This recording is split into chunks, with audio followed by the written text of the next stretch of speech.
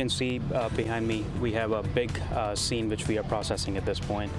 This morning on DC News Now, tragedy on top of tragedy. A deadly shooting breaks out at a vigil to honor 3 lost lives. Coming up, where the investigation stands this morning.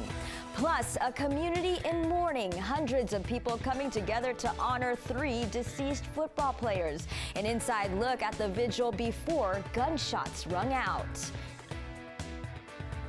And we're tracking a few rain showers this morning, as well as a few clouds here and there. But we're going to break out and seeing some sunshine today and temperatures rising up into. Plus, President Biden working to calm concerns why the commander-in-chief says he's fit for another term. And later, cutting costs on your electric bill, tips and tricks from experts to reduce your energy use this summer. You're watching the station covering all of the DMV. This is DC News Now.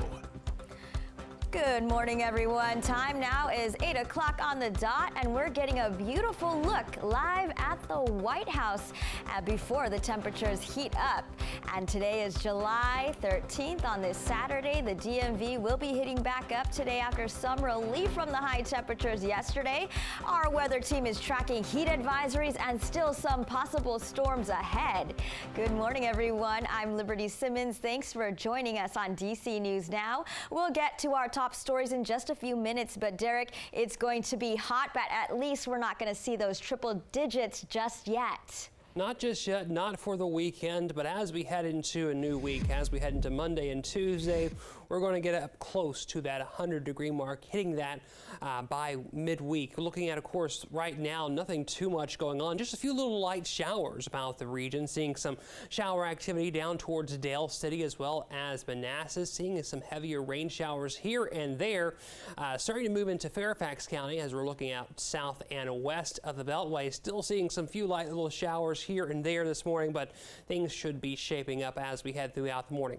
More of that rainfall is on towards the Jersey Shore, even on towards the eastern shore of the Chesapeake, seeing a few little heavier showers here and there, causing some flooding concerns between Easton and going over to Denton. Looking at, of course, some flooding concerns there, as well as going up towards Boston. But all in all, things are quieting down. Hopefully we'll see a little bit more sunshine to come as we head later this morning, going in towards the afternoon. Thanks, Derek. Breaking now, a man is dead and a woman injured in a shooting in Upper Marlboro, Maryland. It happened in the parking lot of Wise High School just hours after a vigil to honor 3 lost lives in that area. Officials say they had police present at the vigil. The vigil drew hundreds of people from the community. As officers were leaving, gunshots rang out. Police returned to the area and found 2 victims. Both were taken to the hospital, where one man later died. A gun was also recovered at the scene. Officials have not released any information about possible suspects, though they did not deny that alcohol could have played a role. This is what my investigators are doing right now. They are actually combing the entire scene, putting everything together. Everything is a part of evidence. So once we sit down later on, we put 2 and 2 together, then we get to the bottom of the investigation. Now, this is a breaking news story. Stick with us online at dcnewsnow.com for the very latest. Today marks 1 week since the devastating crash that killed 3 Native football players before even more tragedy struck. Community members were honoring their lives at Wise High School. DC News Now's Marielle Carbone was at the vigil, where there were a lot of heavy hearts. These losses incredibly difficult. All 3 of the men, they played football here at Wise High School and went on to play ball in college, one even to become a rookie this year for the Minnesota Vikings. In a crowded gymnasium, friends and family held each other tight. Support through the sadness as they honored the lives of 3 young men. A few words wouldn't do enough justice. You know, amazing athletes, amazing friends. 24-year-old Kyrie Jackson, 23-year-old Isaiah Hazel, and 24-year-old Anthony Litton Jr. were killed in a car crash earlier this month. Friday, community members gathered at Wise High School to remember the 3 standout football players. It was a sad time. Amari Holmes grew up with Linton, a nearly 20-year friendship that started on the basketball court. I mean, it was fun loving, you know, life of the party. All 3 of them, honestly. Always life of the party, laughing, joking. The 3 of them were very close. They touched a lot of other people in different ways. Lester Overton coached Hazel and Linton in football at Wise. AJ was very athletic, didn't fear anything, didn't fear anybody. Isaiah was just the funny man. He always challenged his coaches. A few times I met Kyrie, just an outstanding young man. Jackson was set to start as a rookie for the Minnesota Vikings this year. Hazel working on his master's degree.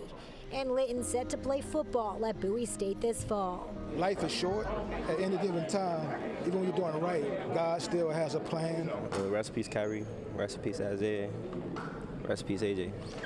And the Maryland State Police are still investigating the crash. The athletic director here at the high school says this upcoming football season will be dedicated to these 3 men. Reporting from Wise High School, I'm Marielle Carbone, DC News Now. Lost. Thanks, Marielle. In D.C., police charging a woman with first-degree murder in connection to the death of a baby. That incident happened last year. Police say 5-year-old Kenneth Watson was found unconscious inside a home. He was taken to the hospital and died days later. An autopsy revealed the baby died of complications due to blunt force trauma. The investigation is ongoing, and the suspect has been identified as 35-year-old Kristen Borden. New details this morning on the high-profile case against actor Alec Baldwin. Involuntary manslaughter charges against Baldwin have been thrown out. Those charges were connected to the death of a cinematographer on the set of the film Rust. Baldwin pled not guilty and has maintained he did not pull the trigger on the prop gun. Now, the judge dismissed the case based on police misconduct and prosecutors withholding evidence from the defense. Baldwin can never be tried for this incident again. In health news, confirmed cases of the measles in the district and Arlington, and officials are asking people who may have been exposed to exercise caution.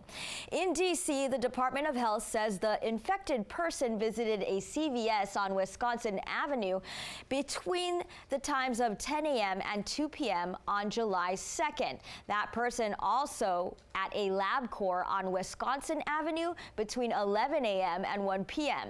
Arlington County's Department of Health says that area's case stems from a person who visited a Harris Teeter. Officials say the person visited the store on Glebe Road on July 1st from noon to 4 p.m. Now, people who have not been vaccinated should be on higher alert for symptoms. And Virginia Senator Tim Kaine is sounding off on Republican senators blocking a bill to protect people's right to an abortion.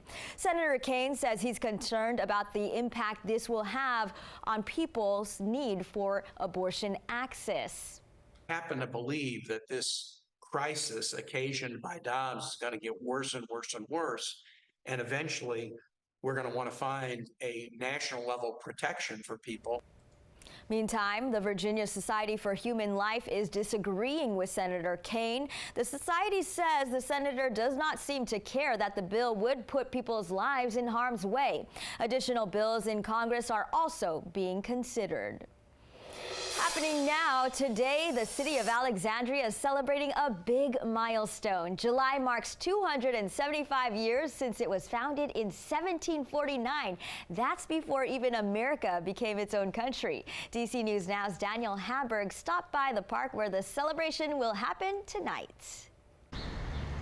Alexandria history is really tied to our nation's history. In fact, this city at one point in time was part of Washington, D.C. In fact, Alexandria is older than D.C.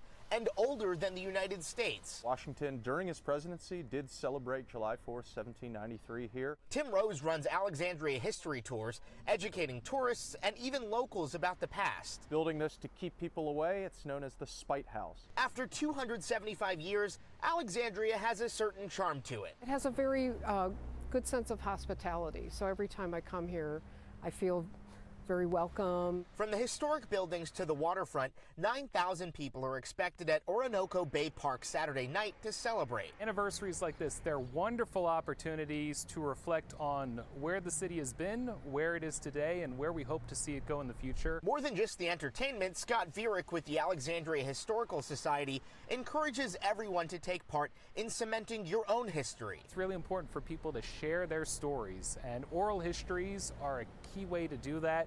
It's a chance to talk about the things that maybe don't end up in the written record. Keeping it going for another 275 years, hopefully 275 years from now, people will be coming, telling about the legends of the Spite House. An effort to keep the past alive and preserve the present for the future.